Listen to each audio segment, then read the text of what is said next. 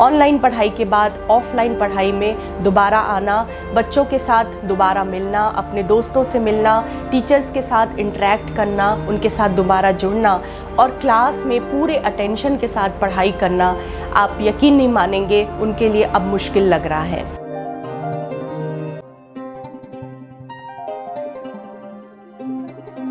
नमस्कार दोस्तों, मन की सेहत डॉक्टर शानू के साथ चैनल में आपका स्वागत है और मैं हूं डॉक्टर शानू श्रीवास्तव। और आज हम बात कर रहे हैं उन बच्चों के बारे में, उन स्टूडेंट्स के बारे में जिनके स्कूल दोबारा से शुरू हो गए हैं, जिनके कॉलेज दोबारा से शुरू हो गए हैं और वो एक न्यू नॉर्मल के बाद वापस ओल्ड नॉर्मल की ओर जा रहे हैं। यानी कि जैसा पेंडेमिक शुरू होने से पहले जो कंडीशन थी, स्थिति थी, वो सारी स्थिति दोबारा शुरू हो गई है।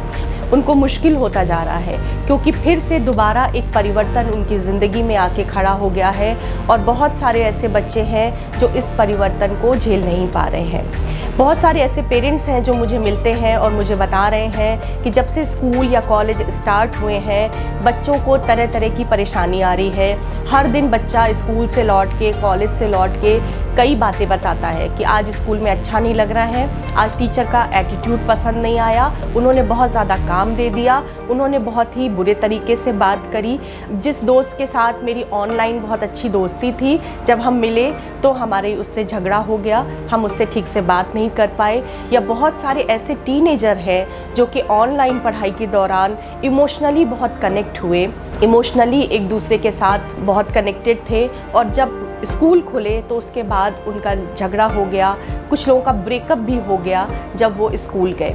तो स्कूल में जाना, वापस स्कूल के पैटर्न में आना, वापस एक डिसिप्लिन में रहना, अनुशासन में रहना उनके लिए अब मुश्किल होता जा रहा है। वो एक तनाव की तरह बनता जा रहा है और उनके दिमाग में बहुत ज़्यादा प्रेशर है, जिसकी वजह से बच्चे रोज़ कंप्लेन कर रहे हैं। ये एक बहुत ही आम सी बात है। जब वो ऑफलाइन पढ़ाई से ऑनलाइन पढ़ाई की तरफ आए थे तो उनका स्क्रीन टाइम भी बढ़ गया था और हमने बहुत सारे ऐसे साइकोलॉजिकल सपोर्ट दिए उनको कि जिससे कि उनका दिमाग उस सिचुएशन में एडजस्ट कर पाए।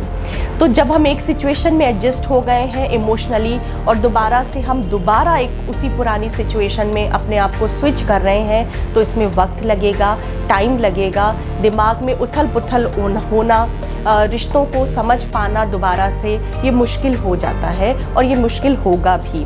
तो मैं पेरेंट्स को ये बोलना चाहती हूँ कि आप इस बात के लिए मेंटली प्रिपेयर रहिए।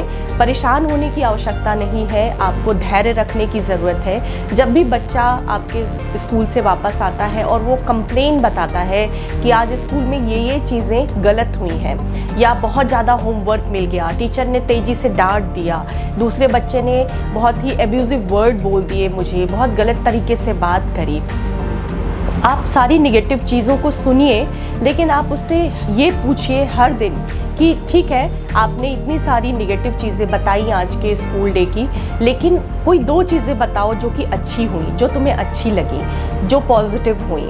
जब हम हर दिन उसको ये पॉजिटिव चीज़ें पूछेंगे, उसको ये रियलाइज़ कराएंगे कि अगर 10 चीज़ें ख़राब उसको लग रही हैं तो उसमें 2 चीज़ें अच्छी भी हो रही हैं हर दिन में, तो हम उसका जो परसेप्शन है, उसका जो नज़रिया है स्कूल के लिए, ऑफलाइन पढ़ाई के लिए, वो हम पॉजिटिव डायरेक्शन में परिवर्तित करते जाएंगे और वो धीरे धीरे आप देखेंगे कि बच्चा कंफर्टेबल महसूस करने लगेगा, उसको अच्छा लगने लगेगा और वो ज़्यादा अच्छी तरीके से अपनी पढ़ाई की ओर फोकस कर पाएगा।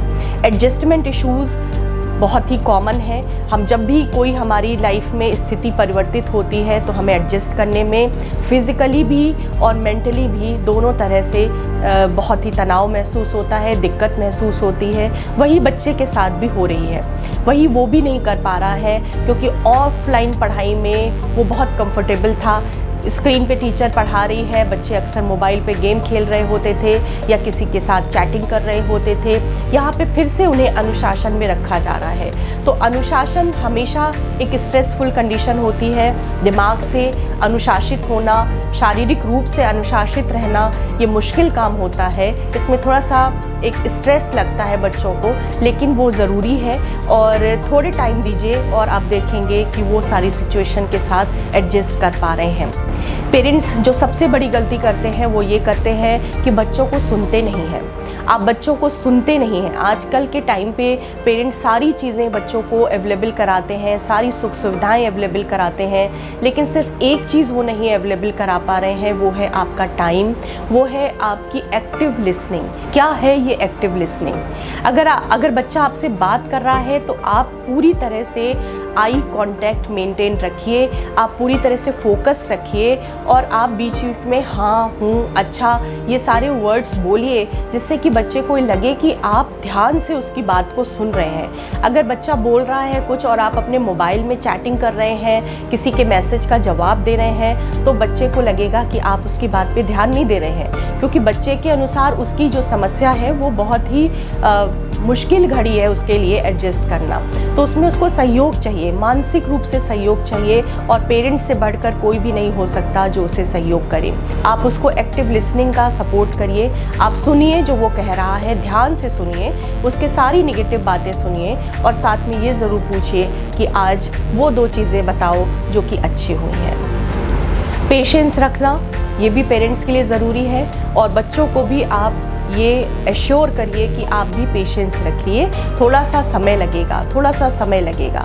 और जब वो 1 हफ्ते के बाद आप देखेंगे कि बच्चे पूरी तरह से एडजस्ट कर पाए हैं, और उन्हें दोबारा एडजस्ट करना ही होगा, क्योंकि वो सोशली बहुत डिस्कनेक्ट हो गए थे, सामाजिक रूप से वो डिस्कनेक्ट हुए थे पैंडेमिक के दौरान। तो अब दोबारा बच्चों के साथ रहना, उनके साथ किस तरह से व्यवहार करना है, टीचर के साथ किस तरह से व्यवहार करना है, ये दोबारा से वो सीख रहे हैं, तो उसमें टाइम लगेगा। अपना धैर्य बना करके रखें।